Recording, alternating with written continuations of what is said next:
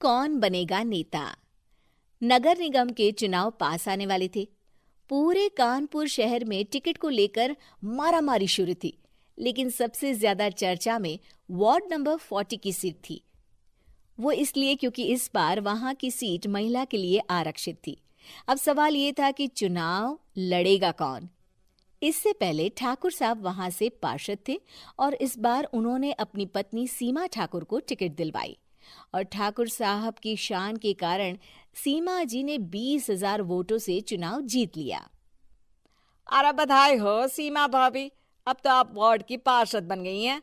अब तो हमारे काम आप ही करवाएंगी। अरे ये तो सिर्फ नाम की पार्षद बनी है, वो तो महिला सीट आ गई, वरना पार्षद तो मुझे ही बनना था। अब भले ही चेहरा इसका होगा, लेकिन पावर तो मेरी ही होगी।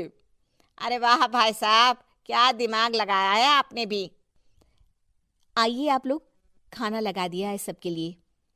सीमा जी पार्षद बन चुकी थीं, फिर भी उनकी एक ना चलती। सारे काम ठाकुर साहब खुद ही संभाल लेते और जहां जरूरत पड़ती वहां सीमा जी का अंगूठा लगवा लेते। सीमा जी ज्यादा पढ़ी लिखी भी नहीं थी। एक दिन ठाकुर साहब और सीमा एक प्रोग्राम में जाते हैं। अरे ठाकुर साहब, आप आ गए। ओहो, पार्षद मैडम भी आ गई हैं। स्वागत है आप दोनों का। लगता है हमारे पार्षद फंड का सही इस्तेमाल हो रहा है। चलिए अब उद्घाटन करते हैं।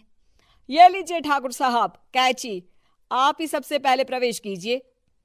सब लोग आगे निकल जाते हैं और सीमा जी पार्षद होने के बावजूद भी पीछे खड़ी रह जाती हैं। वो देखती हैं कि वेलकम बोर्ड पर उनका नाम है, लेकिन महिला होने के कारण कोई उनका सम्मान नहीं कर रहा। अगले दिन एक आदमी उनके घर आता है। अरे ठाकुर साहब नमस्कार। कल ना हम नोटिस किए कि हमारा घर तो अवैध है और नगर निगम वाले उसे तोड़ने आ रहे हैं। अरे कुछ कीजिए ना ठाकुर साहब। देखो भाई, मैं तो ज्यादा कुछ कर नहीं सकता, पर अगर तुम सबकी जेब गर्म कर दो तो कुछ हो सकता है। कुल मिलाकर 4 लाख लगेंगे। अरे 4 लाख ठाकुर साहब? अरे भाई, मैं अपने लिए नहीं मांग रहा हूँ। दरोगा है, इंजीनियर बाबू है, बड़े साहब है, सबको देना पड़ता है ना थोड़ा थोड़ा। बोलो है मंजूर? तभी वहां अचानक सीमा जी आ जाती हैं। अरे ये आप क्या कर रहे हैं? पहले इन्हीं लोगों से तो आपने वोट मांगे, अब इनसे ही पैसे ले रहे हो। अरे चुप रहो तुम, तुम्हारा काम है सिर्फ अंगूठा लगाना, तुम वही किया करो। मुझे दूसरे काम तुम मत सिखाओ, समझी? और तुम ना जाओ, अब पैसे लेकर आओ, वरना जेसीबी किसी भी वक्त आती होगी। सब कुछ ऐसे ही चलते रहता है। एक दिन सीमा जी और ठाकुर साहब को एक लोकल मीटिंग में बुलाया जाता है। वहां पर कई और अधिकारी लोग भी मौजूद रहते हैं। अब मैं चाहूंगा कि ठाकुर साहब हमारे बीच 2 शब्द कहें। मेरे प्यारे भाइयों और बहनों, आज मेरा सौभाग्य है कि मैं आप सबकी सेवा दिन रात कर पा रहा हूं। आपने मेरी पत्नी को भारी मतों से जिताया है, इसलिए मैं आप सभी का शुक्रगुजार हूं। मैं आप सबसे वादा करता हूं कि हमेशा की तरह हमारे वार्ड में किसी को कोई तकलीफ नहीं आने दूंगा। सभी लोग तालियां बजाने लगते हैं।